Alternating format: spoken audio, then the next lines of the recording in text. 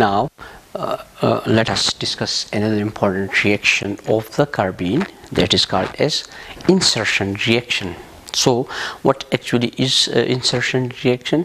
Insertion reaction is that this carbene, the smallest carbene, this carbene just goes and inserts itself in a CH bond. This is a reaction. This is a carbene which is formed either from the ketene or azide or from some other method. It reacts with the alkene and it just inserts itself into a CH bond and it produces this product. Okay. How it inserts itself in a CH bond? Suppose now, as you know, that this molecule ethane, it has these CH bonds. Okay, all are CH bonds.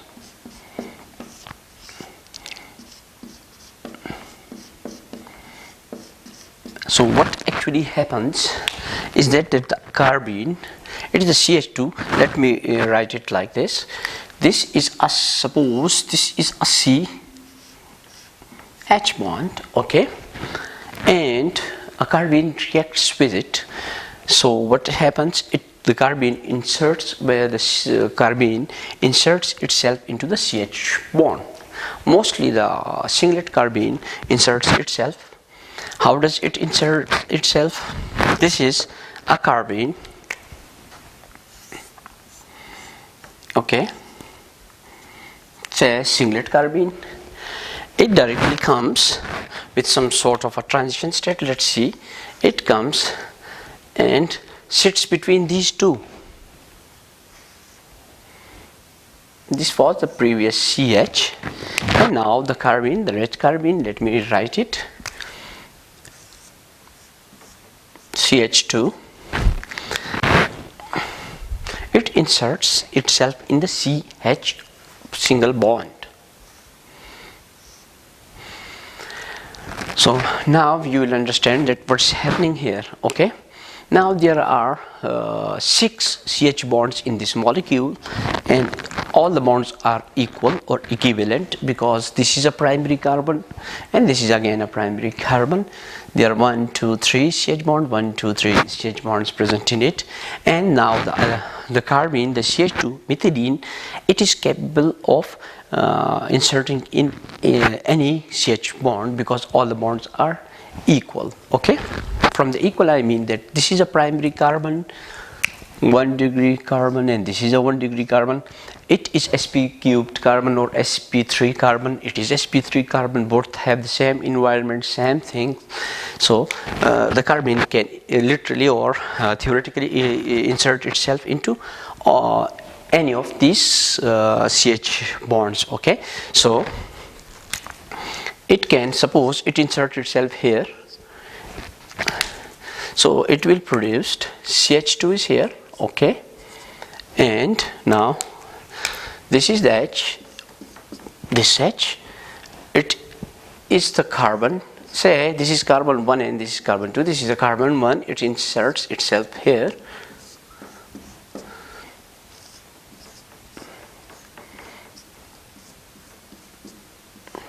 So what this is again a simple propane. You can write it like this. This means that it can be written like CH3, CH2, this CH2 and this is CH3, but it is the carbene carbon.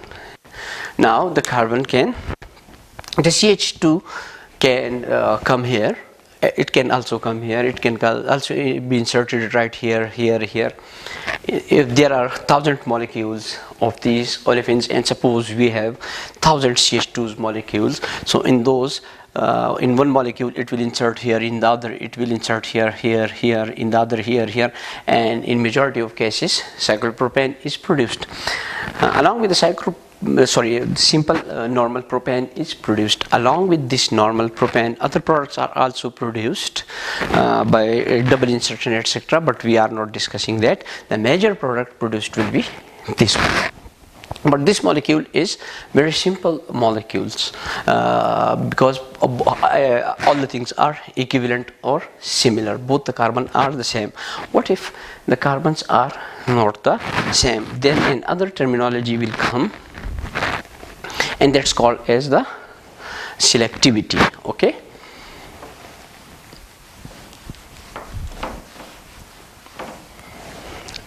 Now the carbene will start do its selection, that in which bond it should go, because in the ethane all the CH bonds are equal or same or similar. What about this molecule? Now when you see this molecule, this is quite different molecule now, okay, because these CH3s are attached to a simple primary carbon. Now this is a secondary carbon, it has an H attached, two H's. Here again two H are attached to this secondary carbon. Okay, so now the molecule is a bit different, the carbons are not the same. This is primary carbon, this is a secondary carbon. Now the interesting thing will be that to which in which CH bond the carbene should insert itself. So normally the ethylene, or sorry, these methylene carbenes, they are really non-selective. They are not that much selective. It can insert itself in a CH bond, so it will produce a butane. It can insert itself here. It will can produce another molecules. So let me write that quickly. Suppose it insert itself in this CH, so it will be like CH3. Now this CH2, CH3. Let's say this, in this CH it is inserted, okay, CH2H, okay. So now let me write, this was the CH, okay, it was first the CH, and the carbene came and insert itself into the CH bond, okay. This was the CH2, so it inserts itself, suppose, in this bond of the propane. Now you can see that CH2, we should write it like this. The CH2, this is the CH2, this is another CH2, this is the CH3. Now this is our carbene. It inserts itself here. This is the H, and these are the bonds, okay. So it inserts itself here in this thing. So it produces a normal butane, but it can produce another molecule too. What if this carbene inserts itself here or here? These are similar secondary CH bonds, but let's say, so assume that it inserts itself here. What will it produce? It will produce another product. Which sort of the product? It will be, because I have to write the product, CH3, this is this CH3, this is CH2, this one. Now coming to this is the C, and this is the CH3. Okay, what happens now? It inserts itself in this CH bond, so we will have a, this is the CH2, this is the H, okay, and this product is produced, okay. So both the products are different. Let me write it in a clean way so that you understand. This is normal butane, and this is something else, okay. Let me write it in a little bit clean way, or much professional way. One product will be this butane, okay, when it inserts here the carbene. The other product will be this thing, okay. Now, so it can produce two different products. Now the scientists thought that what about this, which product will be more and which product will be less. This is called the selectivity. As I told you, that CH2 carbenes or the methylene carbenes, they are very much reactive carbenes, but there is another thing which is called as selectivity, which we just saw in the previous example. That how can we say that something is selective or something is non-selective? It will be clear after some time, after studying some examples briefly. Suppose this thing is treated with the methylene CH2. This is methylene, okay. Let's assume that all of them are right now reacting in a triplet or singlet state, okay. So let's say this methylene react with this thing. So again, there is one thing which matters, and that is that how the methylene is produced. If this means that if the reaction is carried out in a liquid phase, in a liquid phase mean that all the substrates or all the things are liquid, and you just generated a carbene. This means that you are not providing a very much heat.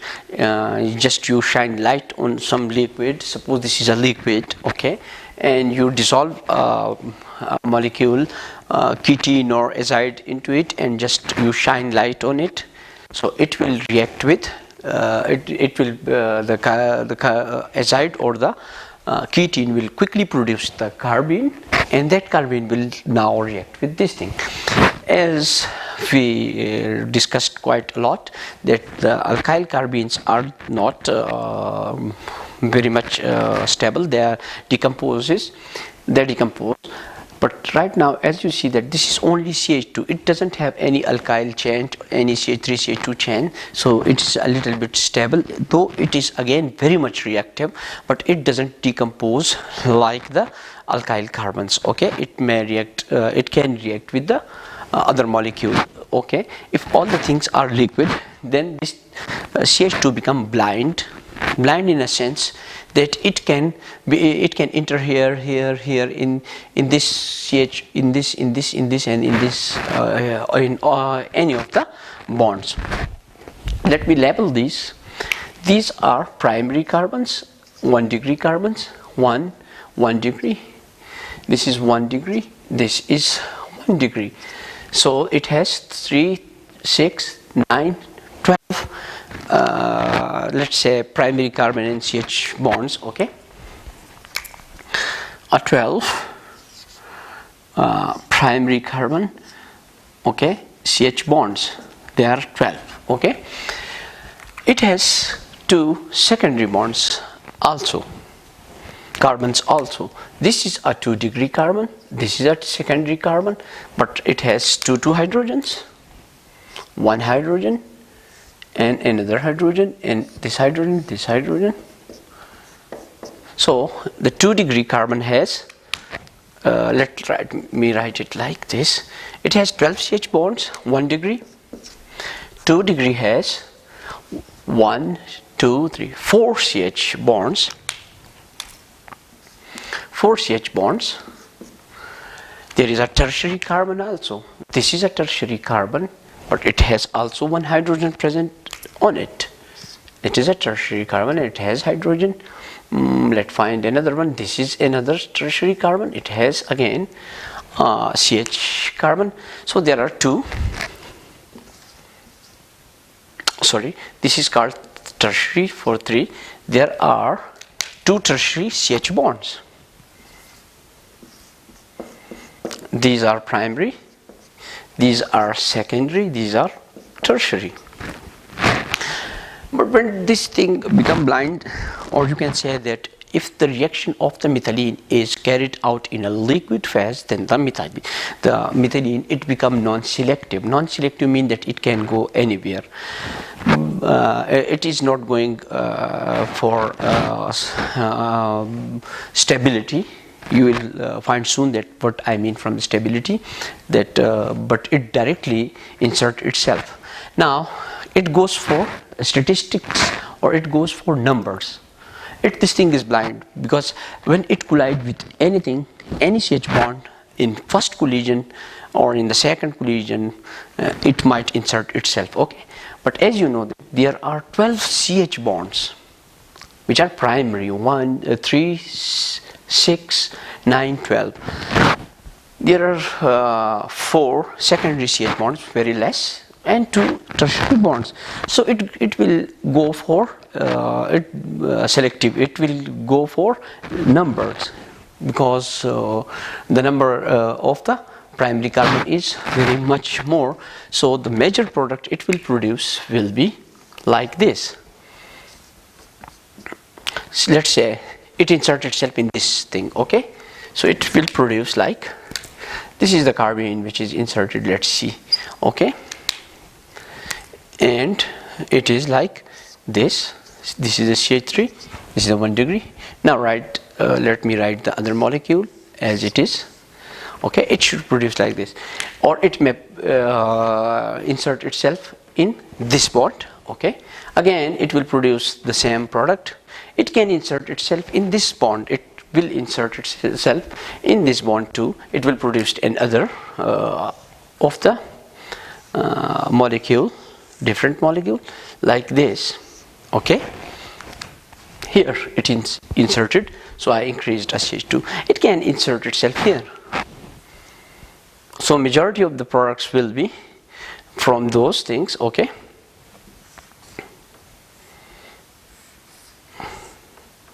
now here this is the CH3, so it inserts itself here, and it is the CH3. And let me write, I am missing one methyl. This is the methyl group. Okay, so these are the main products which will be produced. It also inserts itself into these things in the secondary, because they are just foreign numbers. So that product will be less. That will be, if it inserts itself here, it will be this product. Okay, I'm just writing it online, very less amount. And even the tertiary, there are 2 carbons, 2 CH tertiary bonds, so that will be very much less. Suppose it inserts itself here, it will be like this. In this, if this insert itself in the in place of that hydrogen, it will be like this. Okay, it can also insert itself in this this CH bond, so it will produce another product like this.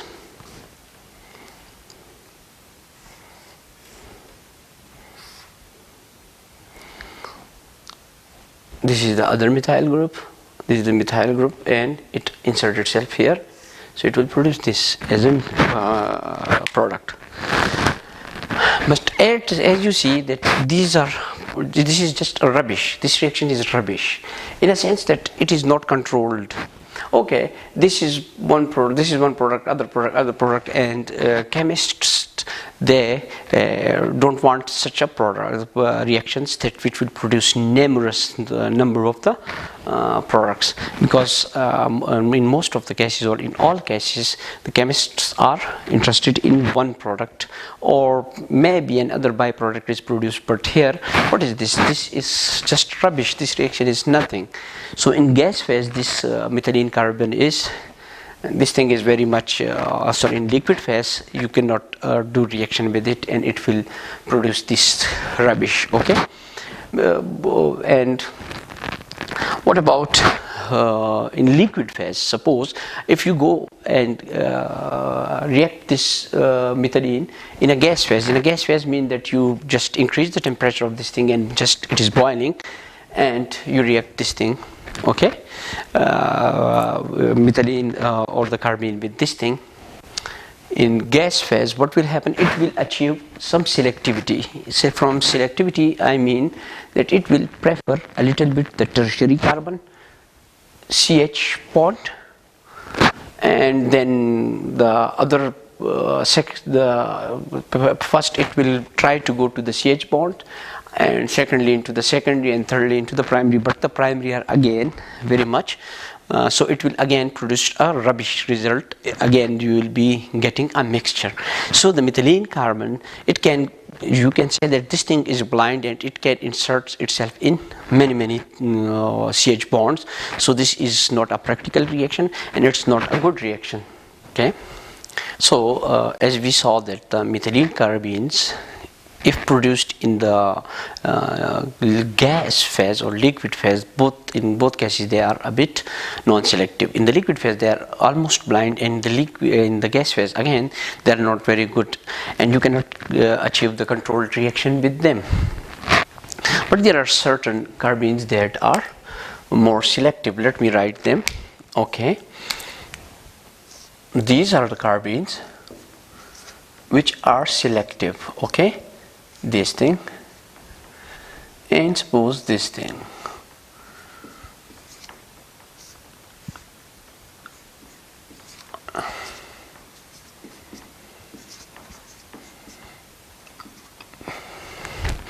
Okay, so they are called selective. Our main focus will be on why they are selective, but first let's see the example, then we will see that why they are selective and the other one was not selective. Okay, so we have a substrate like this, CH3 or CH, sorry, this is NH, CH2 and CH3.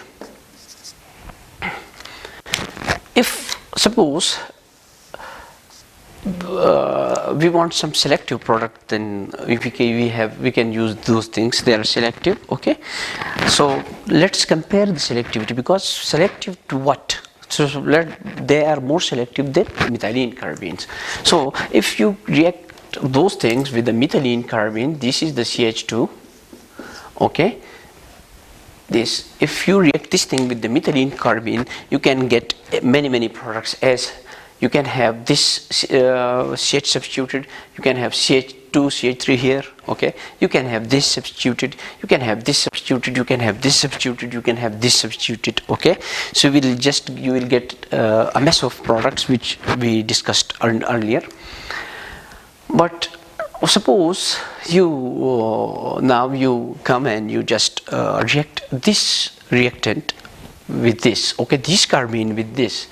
Now this is a very good carbene, and you can get some rubbish, because if you react this thing with the methylene, so you will get this product 10%, 12%, suppose this product 12%, this product maybe 15%, this product maybe 10% or 15%. So you will get a whole lot of our rubbish, almost equally distributed. Okay, but if you want to get some exclusive products, so you can have these things are very much selective. If you react this substrate with this one, so let's go for the selective products.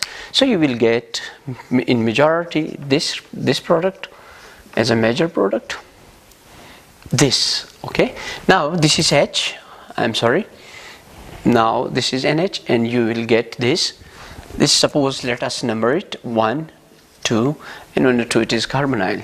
So this is the carbon number 1. On the second carbon we have a carbonyl. Okay, and in the third carbon we have the O, and to the that thing we have attached to the OET to the carbonyl. Okay, now let me erase this thing. And again, now we have to write this thing.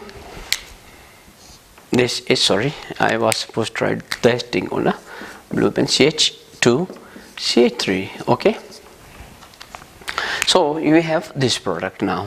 Okay, so but this will be the major product, at least more than 40%. So more than 40% is very much better or good, because if you react this thing with the methylene, you will get one product 16%, the other 14%, 18%, 16%, 15% or 20% or below that. But if you here you can increase the selectivity even more. Now if you decrease the temperature or carry the reaction at more lower temperature, even you can get this product in more than 50% or 55% yield. At lower temperature you can, 55 in chemistry is very better yield, so you can and you will not got that much rubbish like the other thing. And the other product which you will get in some 20 or 30% will be the other thing. this product. Okay, this is our old CH. Now this is CH, this is CH3, and I should write it like this: OET. We'll get this product. So this is again, and this product may be about 30% if the reaction is in cold, and this is 55%. So this is very good reaction. Even 30%, if you want that, you can get this product. You can react this carbene with this substrate, and you can get either this product and this product, and you can separate those products with HPLC. In the previous case, you cannot separate those because majority of them were gases, and the majority of them were in just fractions. Some were 12%, 13%, 8%, 9%. They produce, believe me, many products. But right here you can have a clean 2 products plus some other rubbish. But what if you react this thing with this? Okay, so if you react it, you will exclusively get, at low temperature, this tertiary CH will be replaced, and you will get this product. Okay,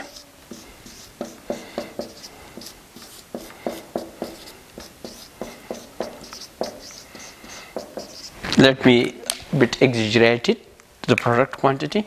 It's like this. Okay, but you are reacting this thing now, so let me number it. This is this carbon. Okay, well done. 2 adjacent carbonyl we should write. This is one carbonyl, this is the other carbonyl, and this is OET. This is our OET. Okay, and this is the other carbonyl. And believe me, you can get this product more than 80%, greater than 80%. So this is then become a very good reaction, and you can get a controlled product out of it. If you decrease the temperature, even it could go up to 85% or 84%, but 80% in chemistry is extremely good. The other will become a byproduct. So if you compare it with the methylene, so all the reactions are almost all of the products are in equal amount, or some are a little bit more, some are a little bit less. So all are byproducts. Here you will have this main product and 1 or 2 other products, and the next product will be this one. Okay, it will be about 8 to 9%. Okay, where this thing will be substituted right here, but this is not the case. So our main focus is why this is selective and methylene is not selective. What it is doing, or what type of reaction it is doing that it become a selective? Because if we look conceptually to this molecule, this is sterically more hindered. From a steric, I mean that there are 2 groups. It can push this big species, and it cannot be easily come and replace this, because these methyl group are very big, large. Suppose, let me exaggerate it, molecule will look like this, and there is very less chance that this will form a bond with this thing. Okay, sterically biased, they will not allow. So this is a little bit okay. But why this is selective, this is our focus, and we are going to discuss this, that why and what factors make those things selective, and how to explain, and what things can explain the order of selectivity. This is least selective or poor. This is okay, and this is brilliant. What and the alkenes are the same. That what are the factors that make this selective more selective and this less reactive? So for those things we need to go into the mechanism of this reaction. Okay.